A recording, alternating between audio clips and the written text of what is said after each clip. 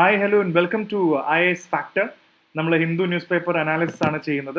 So current അഫയേഴ്സിന് വേണ്ടി November 16, 2024 and Delhi edition ആണ് നമ്മൾ ചെയ്യുന്നത്. സോ ഇന്ന് പ്രധാനപ്പെട്ട 2-3 കാര്യങ്ങൾ നമുക്ക് ഇന്നത്തെ ന്യൂസ് സ്റ്റാർട്ട് ചെയ്യാം. So starting on with the Sri Lankan issue വെച്ച് സ്റ്റാർട്ട് ചെയ്യാം. സോ ഇത്തരം വാർത്തകൾ വരുമ്പോൾ ഒരു എക്സാം പെർസ്പെക്റ്റീവിൽ എസ്പെഷ്യലി UPSCയിലെ സിവിൽ സർവീസിന് നമുക്ക് പ്രിലിംസ് മെയിൻസ് പെർസ്പെക്റ്റീവിൽ ഇങ്ങനത്തെ ഒരു ഇഷ്യൂണ് നമുക്ക് ഡയറക്റ്റ് പ്രിലിംസ് ക്വസ്റ്റ്യൻസ് ഉണ്ടോ എന്നുള്ളത് രണ്ടാമത്തെ കാര്യം.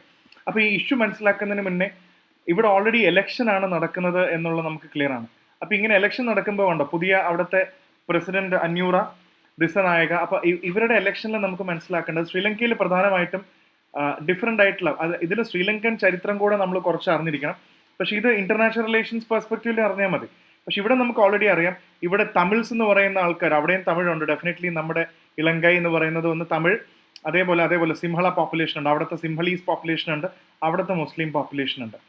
സോ ഇത് അവിടുത്തെ പോപ്പുലേഷൻ, അവിടുത്തെ ഡെമോഗ്രഫി വളരെ ഇമ്പോർട്ടൻ്റ് ആണ്. തമിഴ് എന്ന് പറയുന്നതും സിംഹള ഗ്രൂപ്പും മുസ്ലിംസും അവിടെ ഇമ്പോർട്ടൻ്റ് ആണ്. സോ ഈ ഒരു കാറ്റഗറി എടുക്കുന്ന സമയത്ത് അവിടെ ഒരുപാട് പാർട്ടികൾ, പല പേരിലെ പാർട്ടികൾ, ഇപ്പോൾ NPP, SJB എന്നൊക്കെ പറയുന്ന കുറേ പാർട്ടികൾ അവിടെ ഭരിച്ചു.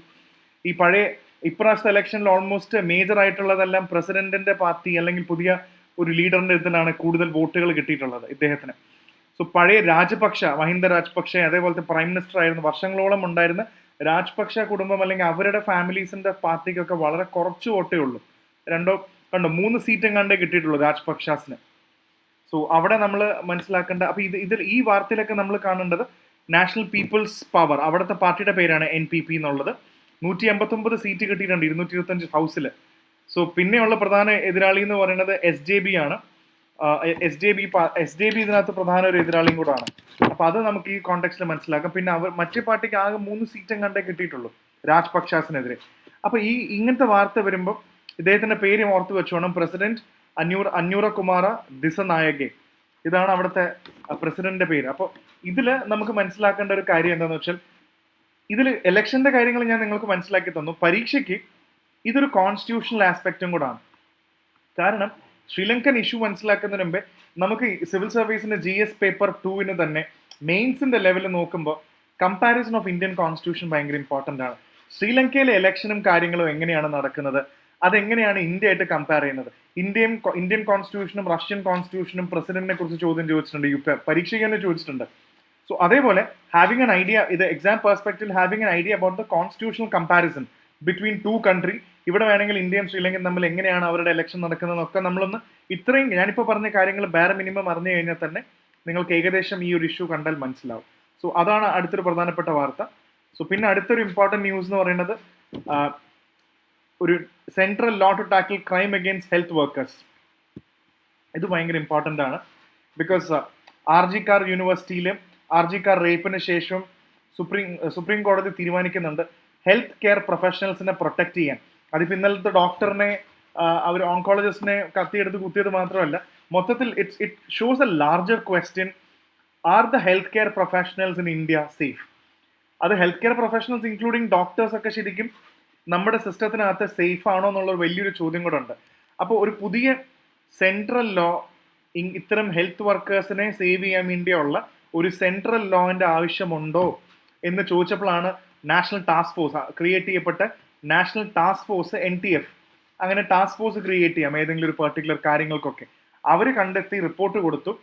അതായത് സെൻട്രൽ ലോസിന്റെ ആവശ്യത്തിനെക്കാട്ടും കൂടുതൽ ഓൾറെഡി ഇപ്പൊ നമുക്ക് IPC ഇന്ത്യൻ പീനൽ കോഡിന് പകരം ഇപ്പൊ നമുക്ക് BNS ഉണ്ട്, ഭാരതീയ ന്യായ സംഹിത എന്ന് പറയുന്നത്. ഓൾറെഡി BNSൽ വേണ്ടത്ര പ്രൊവിഷൻസ് ഉണ്ട്. ഹെൽത്ത് കെയർ പ്രൊഫഷണൽസിനെതിരെ ക്രൈം നടന്നാൽ ആക്ഷൻ എടുക്കാനുള്ള റൈറ്റ് ഉണ്ട്. അതേപോലെ ഒരുപാട് സ്റ്റേറ്റുകളിൽ, അതാത് സ്റ്റേറ്റുകളിൽ ഒരുപാട് നിയമങ്ങളും വരുന്നുണ്ട്. It is to be noted that 24 states have already enacted laws to address violence against healthcare professionals. അപ്പോൾ അതാത് സ്റ്റേറ്റുകളിലും നിയമമുണ്ട്. അപ്പോൾ സ്റ്റേറ്റിന്റെയും BNSന്റെയും നിയമം എടുത്ത് നോക്കുമ്പോൾ ഈ നിയമങ്ങൾ തന്നെ ധാരാളം മതി. ഇതിനുവേണ്ടി പ്രത്യേകം ഇനിയൊരു സെൻട്രൽ ലോ വേണ്ട ആവശ്യമില്ല എന്നുള്ളതാണ് സുപ്രീം കോടതിയോട് നാഷണൽ ടാസ്ക് ഫോഴ്സിന്റെ കമ്മിറ്റി അറിയിച്ചത്. അപ്പോൾ ഇതും ഒരു പ്രധാനപ്പെട്ട ന്യൂസ് നമ്മൾ മനസ്സിലാക്കണം. അപ്പോൾ സ്റ്റേറ്റ് ലോ മതി, പക്ഷെ എന്തായാലും അവർക്കൊരു നിയമം വേണം എന്നുള്ളത് ഇമ്പോർട്ടൻ്റ് ആണ്. കാരണം അവരുടെ പ്രൊട്ടക്ഷൻ വളരെ ഇമ്പോർട്ടൻ്റ് ആണ്. സോ അതൊരു പ്രധാനപ്പെട്ട കാര്യമാണ്. പിന്നെ നമുക്ക് ഇതിനകത്ത് വരേണ്ടത് ഇന്ത്യ സേസ് ക്ലൈമറ്റ് ഫിനാൻസ്. ഇതും ഇമ്പോർട്ടൻ്റ് ആണ്. India says climate finance is not an investment goal. ഇത് വലിയൊരു ഇത് മനസ്സിലാക്കണമെങ്കിൽ ഇനി എല്ലാ ദിവസവും ആർട്ടിക്കിൾ വന്നുകൊണ്ടിരിക്കും. അപ്പോൾ നിങ്ങൾ ഒരു കാര്യം മനസ്സിലാക്കണം, ഈ COP29 നമ്മൾ ഇപ്പോൾ തന്നെ അത് മനസ്സിലങ്ങ് വെച്ചോ. COP29 അസർബൈജാൻ ബാക്കൂല് കഴിഞ്ഞു. ഇതിൽ രണ്ട് ചേരിയായിട്ട് എപ്പോഴും ആസ് യൂഷ്വൽ എല്ലാ ക്ലൈമറ്റ് മീറ്റിങ്ങുകളും രണ്ട് ചേരിയായിട്ടാണ് തിരിഞ്ഞു നിൽക്കുന്നത്. So they are actually divided, polarized into two different groups ever. It's one group is developing countries and the other is a group is actually developed countries. So this is not a new division that has come in. ഇത് പണ്ടുമുള്ളത് തന്നെയാണ്. അപ്പോൾ ഇതിൽ പ്രധാനമായിട്ടും ഇവിടെ നമുക്ക് എടുത്തു നോക്കേണ്ട രണ്ട് കാര്യങ്ങൾ, ഇന്ത്യ എടുത്തു പറയുന്നത് NCQG എന്ന് പറയുന്നത് ഇന്നലെ തൊട്ട് ഡിസ്കസ് ചെയ്യുകയാണ്. എന്താണ് NCQG? ഈ നാഷണൽ കളക്റ്റീവ് ഈ ക്വാണ്ടിഫൈഡ് ഗോൾ എന്ന് പറയുന്നത് ഇതിൽ നമ്മൾ ഡെവലപ്പിംഗ് കണ്ടുപിടിച്ചപ്പോൾ തന്നെ നമുക്കറിയാം ഡെവലപ്ഡ് കൺട്രീസ് ആണ് കൂടുതലും പൊല്യൂട്ട് ചെയ്യുന്നത്. അപ്പോൾ ഡെവലപ്പിംഗ് കൺട്രീസിന് ഇവർക്ക് വലിയ ബേർഡൻ അല്ലേ ക്ലൈമറ്റ് ചേഞ്ച് കാരണം ഇവർ അനുഭവിക്കുന്നുണ്ട്, പക്ഷെ ഇവരല്ല കോൺട്രിബ്യൂട്ട് ചെയ്തിട്ടുള്ളത്. അപ്പോൾ ഈ ഡെവലപ്പിംഗ് കൺട്രീസ് എന്ന് പറയുന്ന ഈ രാജ്യങ്ങൾ, ഡെവലപ്പിംഗ് രാജ്യങ്ങൾക്ക് ഡെവലപ്ഡ് കൺട്രീസ് ഫണ്ട് കൊടുക്കണം, അല്ലെങ്കിൽ അവർ ഫണ്ട് അറേഞ്ച് ചെയ്തിട്ട് ഇവരുടെ പ്രശ്നങ്ങൾ സോൾവ് ചെയ്യാൻ ഇവരെ സഹായിക്കണം. ഓക്കെ, അതൊരു വലിയൊരു സംഭവമാണ്. അപ്പോൾ ഇത് നിങ്ങൾ എപ്പോഴും മനസ്സിലാക്കി വെച്ചാൽ മതി. അതായത് ഡെവലപ്പിംഗ് ആയിട്ടുള്ളതും ഇപ്പുറത്ത് ഡെവലപ്ഡ് എന്നുള്ളത് നമുക്ക് വേണമെങ്കിൽ രണ്ട് വാക്കുകൊണ്ട് കാണിക്കാം. ഡെവലപ്ഡ് എന്ന് പറയുന്ന ഈ രണ്ട് രാജ്യങ്ങൾ, സോ ഫണ്ട് എപ്പോഴും ഡെവലപ്ഡ് രാജ്യങ്ങളിലാണല്ലോ കൂടുതൽ പൈസ ഉള്ളത്. ഇവർ ഡെവലപ്പിംഗ് കൺട്രീസിനെ സഹായിക്കണം. ഈ NCQG എന്ന് പറയുന്നത് ശരിക്കും പറഞ്ഞാൽ ഇവിടെ ഓൾറെഡി പറയുന്നുണ്ട്, ഈ ക്വാണ്ടിഫൈഡ് ഗോൾ എന്ന് പറയുന്നത് ഇത്രയും ശരിക്കും $100 ബില്യൺ ആയിരുന്നു കൊടുക്കേണ്ടിയിരുന്നത്. അത് ഇതുവരെ കൊടുത്തിട്ടില്ല. അത് 2025 അത് ഏകദേശം വരുമോ എന്നൊക്കെ ചോദിക്കുന്നുണ്ട്. ഇനി ഈവൻ ടാർഗറ്റ് ഉണ്ട്, ഏകദേശം 5 മുതൽ 6 ട്രില്യൺ ആട്ടോ, ട്രില്യൺ ഡോളർ എങ്കിലും 2030 അത്രയും ഫണ്ടെങ്കിലും നമുക്ക് എടുത്താൽ മാത്രമേ നമുക്ക് എന്തെങ്കിലും ഇതിനു വേണ്ടി ചെയ്യാൻ സാധിക്കുകയുള്ളൂ. അപ്പോൾ ഈ ഡെവലപ്പിംഗ് കൺട്രീസിലേക്ക് ഫണ്ട് കൊടുക്കണമെങ്കിൽ ഇന്ത്യ പോലത്തെ രാജ്യങ്ങൾ ഇവിടെ പറയുന്നുണ്ട്. ഈ ഡെവലപ്ഡ് രാജ്യങ്ങളുടെ ആറ്റിറ്റ്യൂഡിനെ കുറിച്ചാണ് പറയുന്നത്. ഇവർ ഈ പൈസ ഇങ്ങനെ ഇടുമ്പോൾ, ഈ പൈസ ഇങ്ങനെ തരുന്ന സമയത്ത് ഇതൊരു ഇൻവെസ്റ്റ്മെന്റ് ആയിട്ട് കാണേണ്ട ആവശ്യമില്ല. അത് തെറ്റാണ്. ഇൻവെസ്റ്റ്മെന്റ് ആയിട്ട് കാണുമെന്നു വെച്ചാൽ ഡെവലപ്ഡ് കൺട്രി വിചാരിക്കുകയാണ് കുറച്ച് ഡെവലപ്പിംഗ് കൺട്രീസിൽ കുറച്ച് ഇൻവെസ്റ്റ് ചെയ്യാം. അപ്പൊ അങ്ങനെ ഇൻവെസ്റ്റ്മെന്റ് ആയിട്ട് കാണുമ്പോൾ എന്താന്ന് വെച്ചാൽ ഇതിന് റിട്ടേൺസ് അവർ പ്രതീക്ഷിക്കും, പ്രോഫിറ്റ് പ്രതീക്ഷിക്കും. ആ ഒരു മൈൻഡ് സെറ്റോട് കൂടെ അല്ല ഡെവലപ്ഡ് കൺട്രീസ് ഡെവലപ്പിംഗ് കൺട്രീസിലേക്ക് ഫണ്ട് കൊടുക്കേണ്ടത്. മറിച്ച് കൺസെഷൻ ആയിട്ടോ അല്ലെങ്കിൽ ലോൺ ആയിട്ടോ ഗ്രാൻഡ് ആയിട്ടോ ഒക്കെയാണ് കൊടുക്കേണ്ടത്. ഇതൊരു സഹായം കൂടാണ്, ഇതൊരു കമ്മിറ്റ്മെന്റും കൂടാണ്. അപ്പൊ ആ കമ്മിറ്റ്മെന്റിനെ ഇൻവെസ്റ്റ്മെന്റ് റിട്ടേൺസ് ആയിട്ട് നോക്കി അതിന് പ്രോഫിറ്റ് കാണേണ്ട ആവശ്യം ഡെവലപ്ഡ് കൺട്രീസ് എടുക്കേണ്ട ആവശ്യമില്ല. അപ്പൊ NCQG ഫണ്ടൊക്കെ എടുക്കുമ്പോൾ ഈ ഫണ്ട് എടുക്കുന്നതിന്റെ ആറ്റിറ്റ്യൂഡ് പ്രോഫിറ്റ് അല്ല നോക്കേണ്ടത്, ഇതൊരു കൺസെഷൻ പോലെയാണ് നമ്മൾ കൊടുക്കേണ്ടതെന്നാണ് ഈ ഇഷ്യൂ മനസ്സിലാക്കി വെക്കണം. അതുകൊണ്ടാണ് ഞാൻ ഇത് ഇത്ര എക്സ്പ്ലെയിൻ ചെയ്തത്. So it cannot be into investment goal. Paris agreement പോലെ തന്നെ അതിന്റെ ഭാഗമായിട്ട് തന്നെ പാരീസ് എഗ്രിമെന്റിന്റെ എല്ലാ ഇതും പാലിച്ചുകൊണ്ട് തന്നെയാണ് ചെയ്യേണ്ടത്. ഓക്കെ, സോ അത്രയും ഇതാണ് ഡേറ്റ് ഒക്കെ വന്നിരിക്കുന്നത്. ഇതൊക്കെ ഓൾറെഡി നമ്മൾ ഡിസ്കസ് ചെയ്തതാണ്. അപ്പോൾ ഇതാണ് ഇതിന്റെ മെയിൻ ആയിട്ടുള്ള കണ്ടന്റ്. ക്ലീൻ ആയിട്ട് മനസ്സിലായി എന്ന് വിചാരിക്കുന്നു. ഓക്കെ, സോ അതാണ് ഇതിനകത്ത് പ്രധാനപ്പെട്ട വരുന്ന ആർട്ടിക്കിൾ. പിന്നെ അടുത്ത് പറയുന്നത് എന്തായാലും ഒരു പടം നിങ്ങൾ ശ്രദ്ധിച്ചു കാണും. ഇതിൽ നല്ല രസമുണ്ടെന്ന് തോന്നി ഈ പടം. അതായത് ഒരു ഫാമറിന്റെ പടമാണത്. കോൺക്രാഫ്റ്റ് എന്ന് പറഞ്ഞിട്ട് വന്നിരിക്കുകയാണ്. A farmer shucking newly harvested corns at Kalwan in Nasik district of Maharashtra. So ഇത് വരുന്ന സമയത്ത് ഇത് നമ്മൾ കോൺ എന്ന് കാണുമ്പോൾ നമുക്ക് ഇതിനകത്ത് മനസ്സിലാക്കേണ്ട കാര്യമുണ്ട്. കോൺ എന്ന് പറയുമ്പോൾ സിവിൽ സർവീസിന്റെ ഇങ്ങനത്തെ ക്രോപ്സും കാര്യങ്ങളും വളരെ ഇമ്പോർട്ടൻ്റ് ആയിട്ട് എപ്പോഴും ചോദിക്കുന്ന ഒരു ചോദ്യമാണ്. അപ്പോൾ ഇങ്ങനെ ഒരു സംഭവം ഉള്ളതുകൊണ്ട് ഞാനൊരു എക്സ്ട്രാ കാര്യങ്ങൾ ഷെയർ ചെയ്യാം. അപ്പോൾ കോൺ എന്ന് പറയുമ്പോൾ നമുക്കറിയണം കോൺ ഖാരിഫ് ക്രോപ്പാണോ റാബി ക്രോപ്പാണോ. സോ അങ്ങനെ നോക്കുമ്പോൾ കോൺ കൂടുതലും രണ്ടുമാണെന്ന് പറയാൻ പറ്റും. അത് ഇമ്പോർട്ടൻ്റ് ആണ്. കോൺ കൂടുതലും ഖാരിഫ് ക്രോപ്പാണ് ഇന്ത്യയിൽ, അപ്പോൾ റാബി ക്രോപ്പ് എന്ന് പറയും. അപ്പോൾ ഈ രണ്ട് ക്വസ്റ്റ്യൻ കൂടെ നിങ്ങൾ അറിഞ്ഞിരിക്കണം. അപ്പോൾ ഖാരിഫ് എന്ന് പറഞ്ഞാൽ എന്താണ്, ഖാരിഫ് എന്ന് ഉദ്ദേശിക്കുന്നത് എന്ത് തരമാണ്. അപ്പോൾ ഒരു സീസൺ ഖാരിഫ് ക്രോപ്പും റാബി സീസൺ എന്ന് പറയുമ്പോൾ നമുക്ക് 2 സീസൺ ഇമ്പോർട്ടൻ്റ് ആണ്. ഈ ഖാരിഫും റാബിയും ഇതിലെ ക്രോപ്സും പരീക്ഷയ്ക്ക് ചോദിക്കാം. അപ്പോൾ ഈ ഖാരിഫ് എന്ന് പറയുമ്പോൾ തന്നെ നമ്മൾ 2 ഡ്യൂറേഷൻ ആലോചിക്കണം. എന്തെങ്കിലും ഒരു സംഭവം ഉണ്ടാക്കണമെങ്കിൽ ഇതിന് സോയിങ് സീസണും ഉണ്ട്, ഈ സോയിങ് സീസണും ഉണ്ട്, അല്ലെങ്കിൽ നമ്മൾ വിത്ത് പാകുന്ന സീസണും ഉണ്ട്, നമ്മൾ ഹാർവെസ്റ്റും ഉണ്ട്, നമ്മളത് കൊയ്തെടുക്കുന്ന ഹാർവെസ്റ്റിംഗ് സീസണും ഉണ്ട്. അപ്പൊ ഖാരിഫിന്റെ വിത്ത് വിതയ്ക്കുന്ന സമയം എന്ന് പറയുന്നത് ഏകദേശം ജൂൺ മുതൽ ജൂലൈ ആണ് ഇതിന്റെ വിത്ത് പാകുന്ന സമയം എന്ന് പറയുന്നത്. ഇത് ഹാർവെസ്റ്റ് ചെയ്തെടുക്കുന്ന സമയം എന്ന് പറയുന്നത് സെപ്റ്റംബർ ഒക്ടോബറിലാണ് ഇത് ഹാർവെസ്റ്റ് ചെയ്തെടുക്കുന്നത്. അതേപോലെ റാബി ഖാരിഫിന് ശേഷം റാബി സോ ചെയ്യുന്ന സമയം എന്ന് പറയുന്നത് ഓൾമോസ്റ്റ് ഒക്ടോബർ നവംബർ ആണ് ഇത് സോ ചെയ്യുന്നത്. റാബി ക്രോപ്സ് സോ ചെയ്യുന്നത് ഒക്ടോബർ നവംബർ സമയം, വിന്റർ സമയത്താണ് കൂടുതലും ഇത് സോ ചെയ്യുന്നത്. ഇത് ഹാർവെസ്റ്റ് ചെയ്തെടുക്കുന്നത് മാർച്ച് ഏപ്രിലാണ്. ക്ലീൻ ആണെന്ന് വിചാരിക്കുന്നു. ഈ 2 സീസൺ നിങ്ങൾ അറിഞ്ഞിരിക്കാൻ വേണ്ടി പറയുന്നതാണ്. അപ്പോൾ ഈ കോൺ അല്ലെങ്കിൽ ഈ നമ്മുടെ മെയ്സ്, കോൺ കൂടുതലും ഒരു ഖാരിഫ് ക്രോപ്പാണ് ഇന്ത്യയിൽ. അതിൻ്റെ അർത്ഥം കംപ്ലീറ്റ്ലി ഓൺലി ഖാരിഫ് ആണെന്ന് പറയാൻ പറ്റില്ല. ചില സ്ഥലങ്ങളിൽ അതൊരു റാബി ക്രോപ്പും കൂടാണ്. എസ്പെഷ്യലി തമിഴ്നാട് പോലത്തെ സ്ഥലത്ത് കോൺ ഒരു റാബി ക്രോപ്പും കൂടാണ്. കാരണം വിന്റർ റെയിൻഫോൾ കിട്ടുന്ന സമയം. കാരണം ഓൾമോസ്റ്റ് നിങ്ങൾക്ക് ആ സോയിങ് സീസൺ മനസ്സിലാവും. ഒക്ടോബർ നവംബർ ഡിസംബർ ഒക്കെ കഴിഞ്ഞ് വിന്റർ സമയത്താണ്. വിന്റർ റെയിൻഫോള് കിട്ടാൻ സാധ്യതയുള്ള സ്ഥലമായതുകൊണ്ട് തമിഴ്നാട്ടിലൊരു റാബി ക്രോപ്പുമാണ്. അല്ലെങ്കിൽ പ്രെഡോമിനൻ്റ്ലി, അതാണ് വാക്ക്, ഇറ്റ്സ് പ്രെഡോമിനൻ്റ്ലി ഖാരിഫ് ക്രോപ്പാണ്. അപ്പോൾ ഈ ഒരു ഇൻഫർമേഷനും കൂടെ നിങ്ങളൊന്ന് അറിഞ്ഞിരിക്കാൻ വേണ്ടി പറഞ്ഞതാണ്. പിന്നെ ഇതിൻ്റെ പ്രധാനപ്പെട്ട സ്റ്റേറ്റുകൾ കോൺ പ്രൊഡ്യൂസിങ് സ്റ്റേറ്റ് ഏതാണെന്നും കൂടെ നിങ്ങൾ അറിഞ്ഞിരിക്കണം. ജസ്റ്റ് ഇങ്ങനത്തെ കാര്യങ്ങൾ കാണുമ്പോൾ നമുക്കൊന്ന് എക്സ്ട്രാ ഇൻഫർമേഷൻ തരാൻ വേണ്ടി പറഞ്ഞു തന്നേ ഉള്ളൂ. പിന്നെ അടുത്തത് കർണാടകയിലെ ഒരു പ്രധാനപ്പെട്ട കാര്യമാണ്. Karnataka high court four deportation of Pakistani national ലാംഗ്വേജിംഗ് and detention centre. So ഇത് മുഹമ്മദ് ഫഹദ് എന്ന് പറഞ്ഞ ഒരാളാണ്. അദ്ദേഹം ഓൾറെഡി ഒരു പാകിസ്ഥാനി പൗരനാണ്. ഓൾറെഡി ഡിറ്റൻഷൻ, ബാംഗ്ലൂരിൻ്റെ അടുത്തുള്ള ഒരു ഡിറ്റൻഷൻ സെൻറ്ററിലാണ്. ഇവർ ഓൾറെഡി മിസ്റ്റർ ഫഹദ്, ഇവർക്കെതിരെ 2012 ടെററിസം കേസ്, അതായത് ലഷ്കർ ഇ തോയ്ബയുടെ ഭാഗമായിട്ട് ഇവർ പ്രവർത്തിച്ചിരുന്നു എന്ന് പറഞ്ഞിട്ട് ഇവർക്കെതിരെ കേസ് എടുത്തു. പക്ഷെ പിന്നീട് വേണ്ടത്ര തെളിവുകൾ ഇല്ലാത്തതുകൊണ്ട് ഇവരെ ശിക്ഷിക്കാൻ സാധിച്ചില്ല. അതുകൊണ്ടാണ് ഇതിനകത്ത് പറയുന്നത് ഇറ്റ് വാസ് അക്വിറ്റഡ്. അക്വിറ്റഡ് എന്ന് പറഞ്ഞാൽ അദ്ദേഹത്തിനെ വെറുതെ വിട്ടു എന്നാണ്. കേസിന് വെറുതെ വിട്ടു, അക്വിറ്റ് ചെയ്തു. സോ അക്വിറ്റ് ചെയ്ത് കഴിഞ്ഞതിന് ശേഷം ഇയാളെ പാകിസ്ഥാനിലേക്ക് ഡീപ്പോർട്ട് ചെയ്ത് വിടേണ്ടതാണ്, തിരിച്ചു കൊണ്ടുവിടേണ്ടതാണ്. പക്ഷെ അയാൾ പാകിസ്ഥാനിൽ വിടാതെ ഇപ്പോഴും എത്രയോ ദിവസം ഗവൺമെന്റ് ഓഫ് ഇന്ത്യ അയാളെ പിടിച്ചുകൊണ്ടിരിക്കും. കർണാടകയിൽ അയാളെ ഇങ്ങനെ പൂട്ടിയിട്ടിരിക്കുകയാണ്. സോ അത് ഇങ്ങനെ ഇതൊരു കേസായിട്ട് പറയുന്നുണ്ട്. അപ്പോൾ ഇങ്ങനെ വെക്കാൻ പാടില്ല എന്നുള്ളത്. അപ്പോൾ ഇതൊരു ടെററിസ്റ്റ് കേസാണ്. അറിയില്ല പാകിസ്ഥാനിലേക്ക് അയാളെ തിരിച്ചു വിടൂല്ല എന്നുള്ളത്. അപ്പോൾ അതാണ് ഇങ്ങനെ ഡിപ്പോർട്ടേഷൻ ചെയ്യേണ്ട കേസുകൾ വരാറുണ്ട്. അതാണ് ഇവിടെ കൂടുതലും പറയുന്നത്. പിന്നെ അടുത്തത് പ്രധാനപ്പെട്ട വാർത്ത എന്ന് പറയുന്നത്, Delhi government enforces strict കർബ്സ് on vehicles, സ്റ്റാഗർഡ് office and timings to pollute air pollution. Air pollution നിർത്തലാക്കാൻ എന്തൊക്കെ തീരുമാനങ്ങൾ ഡൽഹി എടുക്കേണ്ടി വരുന്നതാണ്. എന്തായാലും എയർ ക്വാളിറ്റി ഇൻഡെക്സ് വളരെ മോശമാണ്. 350 മുകളിൽ പോവുകയാണെങ്കിൽ 320 മുകളിൽ പോയാൽ തന്നെ പ്രശ്നമാണ്. ഡൽഹിയിൽ ദീപാവലിക്ക് ശേഷം പല സ്ഥലത്തിൻ്റെയും എയർ ക്വാളിറ്റി ഇൻഡെക്സ് എന്ന് പറയുന്നത് 375 മുകളിലാണ്.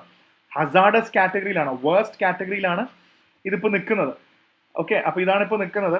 അപ്പോൾ ഇതിനെ എന്തൊക്കെ ചെയ്യാമെന്നാണ് പറയുന്നത്. ഒന്ന് ചെയ്യുന്നത് ബസ്സുകളുടെ, വണ്ടികളുടെ കാര്യം ഇവിടെ എടുത്ത് പറയുന്നുണ്ട്. അതായത് ഓൾറെഡി BS വണ്ടികളുണ്ട്. BS എന്ന് ഉദ്ദേശിക്കുന്നത് എന്താ, BS 3 അതാണ് ഇവിടെ ഉദ്ദേശിക്കുന്നത്. BS 3 അല്ലെങ്കിൽ BS 4 എന്നൊക്കെയാണ് ഇവിടെ ഉദ്ദേശിക്കുന്നത്. അപ്പോൾ നിങ്ങൾക്കൊരു ധാരണ ഉണ്ടാവണം എന്താണ് ഈ BS 3 BS 4 എന്ന് പറയുന്നത്. ഓൾഡ് സിസ്റ്റമാണ്, പഴയ വണ്ടികളാണ്. അത് കൂടുതലും ഡീസലും അങ്ങനത്തെ വണ്ടികളൊക്കെയാണ്. ഇതിൻ്റെ എമിഷൻസ് വളരെ ഹൈ ആണ്. കാരണം ഈ പറയുന്ന വണ്ടികളെല്ലാം കൂടുതൽ എമിഷൻസ് കോൺട്രിബ്യൂട്ട് ചെയ്യും. പൊല്യൂട്ടൻസ്, പാർട്ടിക്കുലേറ്റ് മാറ്റർ ഒക്കെ വളരെ കൂടുതൽ എമിറ്റ് ചെയ്യുന്ന വണ്ടികളാണ്. BS 3 ഓൾമോസ്റ്റ് വന്നിരിക്കുന്നത് 2010 BS 3 വന്നിരിക്കുന്നത്. BS 4 ഓൾമോസ്റ്റ് ഒരു ഇതിനകത്ത് ആർട്ടിക്കിളിനകത്തില്ല. ആർട്ടിക്കിളിനകത്ത് ഈ വണ്ടികൾ പതുക്കെ ഒഴിവാക്കണം എന്നാണ് പറയുന്നത്. അപ്പോൾ നമ്മളൊന്ന് അറിയാൻ വേണ്ടി പറയുന്നതാണ്. BS 4 എന്ന് ഉദ്ദേശിക്കുന്നത് ഏകദേശം 2017 വന്നതാണ്. BS 3 പെട്രോൾ ആൻഡ് BS 3 പെട്രോളും BS 4 ഡീസലും. ഇത് ഇനി വേണ്ടെന്നാണ് ഉദ്ദേശിക്കുന്നത്. കാരണം അപ്പോൾ അടുത്ത ചോദ്യമുണ്ട്, എന്താണ് ഈ BS എന്ന് ഉദ്ദേശിക്കുന്നത്. ഭാരത് സ്റ്റേജ് എന്നാണ്. ഇന്നിപ്പോൾ ഇന്ത്യ നമ്മൾ പ്രസന്റ്ലി ഇപ്പോൾ നമുക്ക് BS 6 ഉണ്ട്. നമ്മൾ BS 6 ആണ്, കുറച്ചുകൂടെ ബെറ്റർ ആയിട്ടുള്ള 6 ആണ്, 7 അല്ല. BS 6 ഉണ്ട്. അത് ഏകദേശം Euro 6 എന്ന് പറയുന്ന കാറ്റഗറിയിലാണ്. യൂറോപ്പിൻ്റെ ഓൾമോസ്റ്റ് Euro 6 എന്ന് പറയുന്ന കാറ്റഗറി പോലെ തന്നെയാണ് നമ്മൾ അതിനകത്തും ഇരിക്കുന്നത്. ഓക്കെ, സോ അതാണ് ഇതെന്ന് പറയുന്നത്. പിന്നെ ഈ BS 3 BS 4 ഞാൻ പറഞ്ഞില്ല, ഹൈ പൊല്യൂഷനാണ്. അതിപ്പോൾ പാർട്ടിക്കുലേറ്റ് മാറ്റർ ആണെങ്കിലും അതേപോലെ നൈട്രോജൻ ഓക്സൈഡ് NOx ഒക്കെ ആണെങ്കിലും ഭയങ്കര നൈട്രോജൻ ഓക്സൈഡ് കൂടുതൽ പൊല്യൂട്ട് ചെയ്യുന്നതാണ്. അപ്പോൾ ഇവർ തീരുമാനിച്ച് ഇങ്ങനത്തെ വണ്ടികൾ പതുക്കെ നിർത്തലാക്കണം. അതേപോലെ നോൺ ഇലക്ട്രിക്കും നോൺ CNG ബസ്സുകളും നിർത്തലാക്കണം. CNG അല്ലാത്തതും ഇലക്ട്രിക് അല്ലാത്ത ബസ്സുകളൊക്കെ ഇനി നിർത്തലാക്കണം. കാരണം പൊല്യൂഷൻ പറ്റില്ല. ഇനി ചില കൺസ്ട്രക്ഷൻ വർക്കുകൾ നിർത്താൻ തീരുമാനിച്ചിട്ടുണ്ട്. അതേപോലെ പബ്ലിക് ട്രാൻസ്പോർട്ട് മതിയെന്നില്ല. ഡൽഹിയുടെ വണ്ടികളെല്ലാം പബ്ലിക് ട്രാൻസ്പോർട്ടുകൾ കൂടുതലും ഓടിക്കണം, അല്ലെങ്കിൽ അങ്ങനത്തെ കുറേ കാര്യങ്ങൾ അനൗൺസ് ചെയ്തിട്ടുണ്ട്. പിന്നെ ഇത് ഓർത്ത് വെച്ചോട്ടെ, സിവിൽ സർവീസിന് ഗ്രാപ്പ് പരീക്ഷയ്ക്ക് എന്താണ് grape, graded response action plan എന്നുള്ളതാണ് ഗ്രാപ്പ് എന്ന് പറയുന്നത്. അപ്പോൾ അതും ഓർത്ത് വെച്ചാൽ മതി. പിന്നെ ചെറിയ ക്ലാസ്സിലെ കുട്ടികളുടെ 5ാം ക്ലാസ് വരെ ക്ലാസ്സൊക്കെ നിർത്തി വെച്ചിട്ടുണ്ട്. അങ്ങനെ പല രീതിയിലാണ് പൊല്യൂഷൻ ടാക്കിൾ ചെയ്യാൻ നോക്കുന്നത്. സോ ഇന്നത്തെ ഫസ്റ്റ് പേജിൽ തന്നെ ആവശ്യത്തിൽ കൂടുതൽ പരസ്യം ഒഴിവാണെങ്കിലും അത്യാവശ്യം നന്നായിട്ടുള്ള കാര്യങ്ങളൊക്കെ നമുക്ക് ഇതിനകത്ത് പോയിട്ടുണ്ട്. ഇനി സ്റ്റേറ്റ് വാർത്തകൾ നോക്കും, പ്രധാനപ്പെട്ട സ്റ്റേറ്റ് വാർത്തകൾ നോക്കുകയാണെങ്കിൽ prime minister will amend Waqf board. Waqf act എങ്ങനെയും കൊണ്ടുവരുന്നതാണ് അമിത്ഷാ പറഞ്ഞിരിക്കുന്നത്. ഇത് ചർച്ച ഇപ്പോഴും നടന്നുകൊണ്ടിരിക്കുകയാണ്, തല്ലുകൂടിക്കൊണ്ടിരിക്കുകയാണ് പാർലമെന്ററി കമ്മിറ്റിയിൽ. വേണ്ടത്ര ചർച്ച നടക്കുന്നില്ല വഖഫ് ബോർഡിന്റെ തീരുമാനം, വഖഫ് ബോർഡ് അമെൻഡ് ചെയ്യാൻ വേണ്ടി. പിന്നെ പ്രധാനപ്പെട്ട വാർത്ത പൊളിറ്റിക്കൽ വാർത്തകളല്ലാതെ ഈ വാർത്ത എന്താണെന്ന് നിങ്ങൾക്ക് ഓർമ്മയുണ്ടാവും, ഞാൻ തന്നെ പഠിപ്പിച്ചതാണ്. ഈ തരുണർ സ്വപ്നോ സ്കീം എന്ന് പറയുന്നത് വേറെ ഒന്നുമല്ല, ടാബ്ലറ്റ് സ്കീമാണ്. അത് ഓൾറെഡി ഇത്ര ടാബ്ലറ്റുകൾ 10ാം ക്ലാസ്സിലെയും 11ാം ക്ലാസ്സിലെ കുട്ടികൾക്ക് ക്ലാസ് കാണാൻ, ഡിജിറ്റൽ കാണാൻ ടാബ്ലറ്റ് കൊടുക്കാം എന്ന് പറഞ്ഞിട്ട് ആ ടാബ്ലറ്റ് സ്കീമുകൾ പ്രോപ്പറായിട്ട് വന്നില്ല. അതിന്റെ ഫണ്ട് ട്രാൻസ്ഫറും പല ആൾക്കാർക്കും ഫണ്ട് കിട്ടിയില്ല. അങ്ങനത്തെ കുറെ അഴിമതി അവിടെ നടന്നു ഈ ടാബ്ലറ്റ് സ്കീമിൽ. സോ അതാണ് ഇതിനകത്ത് അടുത്ത് പറയുന്ന ഒരു പ്രധാന കാര്യം. പിന്നെ ഇതിനകത്ത് എടുത്തു പറയേണ്ടത് ഒരു റോഹിംഗ്യ ഇഷ്യൂ ആണ്. ഇതൊരു വലിയ ചലഞ്ച് തന്നെയാണ്. ഇതൊരു എന്ത് ബേസിസിലാണ് ഈ റോഹിംഗ്യ ഇഷ്യൂ ഡിസ്കസ് ചെയ്യുന്നതെന്ന് വെച്ച് കഴിഞ്ഞാൽ, no child left not if you are a Rohingya refugee. ഇതിൽ നമ്മൾ മനസ്സിലാക്കേണ്ട കുറെ കാര്യങ്ങളുണ്ട്. ആരാണ് ഈ റോഹിംഗ്യ എന്ന് പറയുന്നത്? ഇവർ റെഫ്യൂജി എന്ന് പറയുന്നുണ്ട്. ഈ റോഹിംഗ്യ എന്ന് ഉദ്ദേശിക്കുന്നത് തന്നെ മിയാൻമാറിലുള്ള ആൾക്കാരാണ്. ഇവര് അവിടുന്ന് അവർക്ക് അംഗീകാരവും അവർക്ക് സിറ്റിസൺഷിപ്പോ അവരൊരു സിറ്റിസൺ ആയിട്ടൊന്നും കണക്കാക്കാത്തതുകൊണ്ട് തന്നെ അത് 1982 തന്നെ റോഹിംഗ്യാസ് എന്ന് പറയുന്ന ഒരു വിഭാഗത്തിന്. സോ റോഹിംഗ്യ എന്ന് പറയുന്നത് സ്റ്റേറ്റ്ലെസ് ആണ്, അവർക്ക് സ്വന്തമായി സ്റ്റേറ്റ് ഒന്നുമില്ല. റഖൈൻ റീജിയൻ, മിയാൻമാറിലെ റഖൈൻ റീജിയൻ ആണ്, അത് അറിയാൻ വേണ്ടി പറയുന്നതാണ്.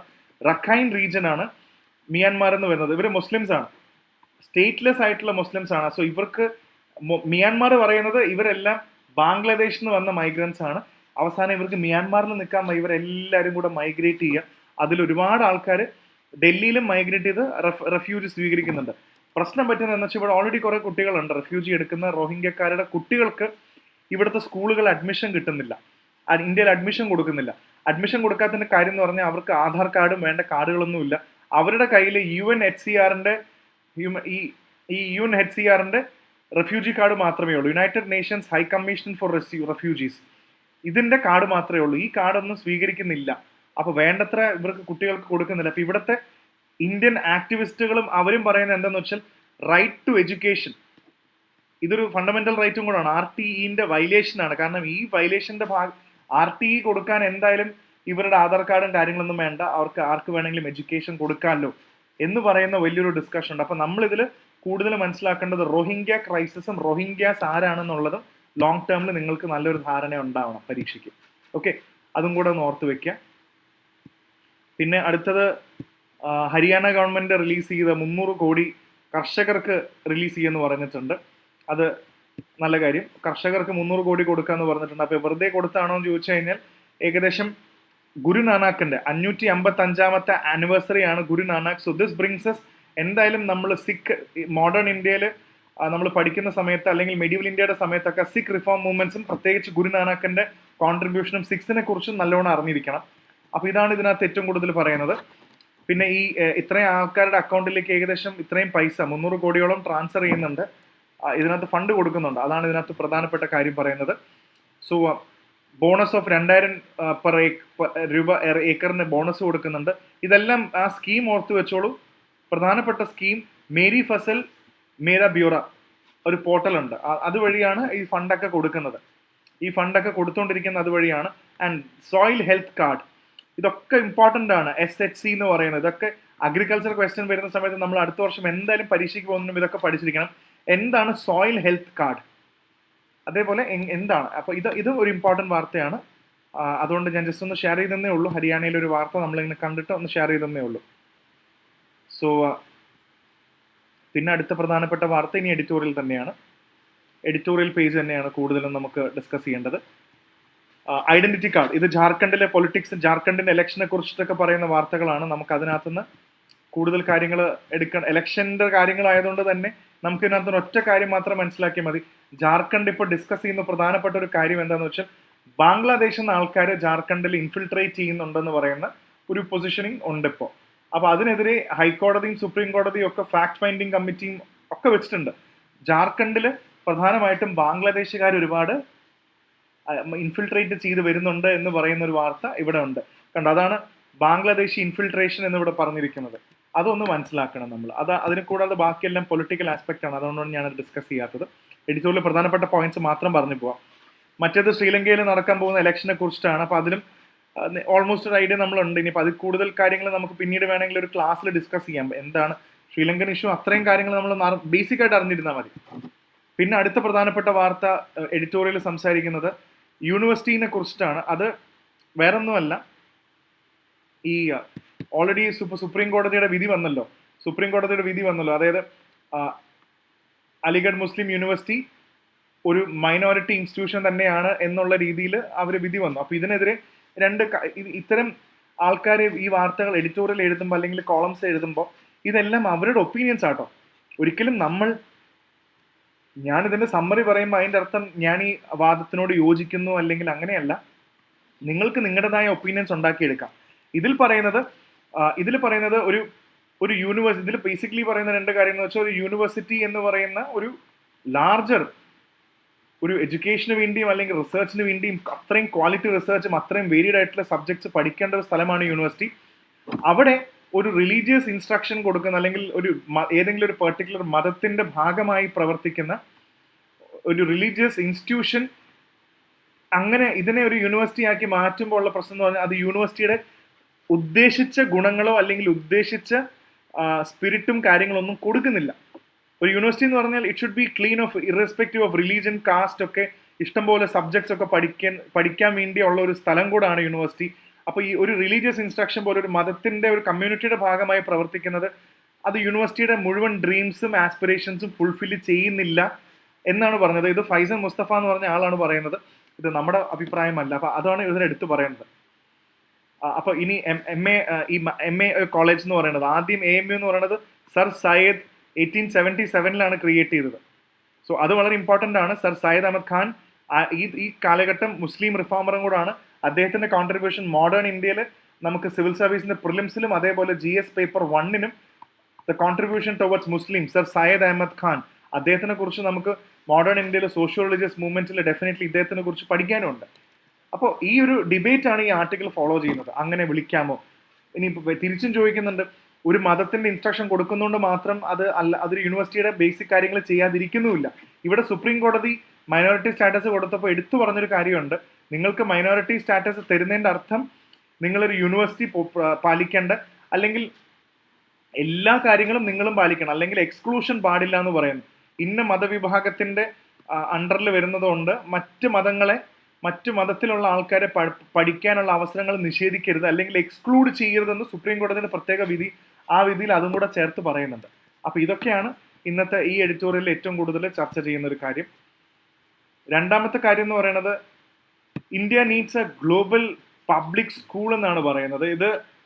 ഇതിൽ കമ്പാരിസൺ കൂടെ നടത്തുന്നുണ്ട്. ലോകത്തെ ഏറ്റവും വലിയ ഡെമോക്രാറ്റിക് രാജ്യമായ ഇന്ത്യയിൽ വേണ്ടത്ര പബ്ലിക് പോളിസി സ്കൂളുകളൊന്നും ഇല്ല. അങ്ങനത്തെ കോർ ഡിസ്കഷൻ നടക്കുന്ന ഇൻസ്റ്റിറ്റ്യൂഷൻസ് ഇന്ത്യയിൽ ഇല്ല. പറയുമ്പോൾ എന്താണെന്ന് വെച്ചാൽ John F Kennedy school of government, Harvard Kennedy school, London school of economics പോലത്തെ അത്തരത്തിലുള്ള ഗ്ലോബൽ പബ്ലിക് പോളിസി, പബ്ലിക്കിനെ കുറിച്ചിട്ടും, എന്നിട്ട് ഇവിടെ എക്സിക്യൂട്ടീവിനെ ലെജിസ്ലേച്ചറിനെ കുറിച്ചൊക്കെ പറയുന്നുണ്ട്. ഇതിന്റെ സിസ്റ്റത്തിനകത്ത് ആർക്കാണ് കൂടുതൽ പവർ?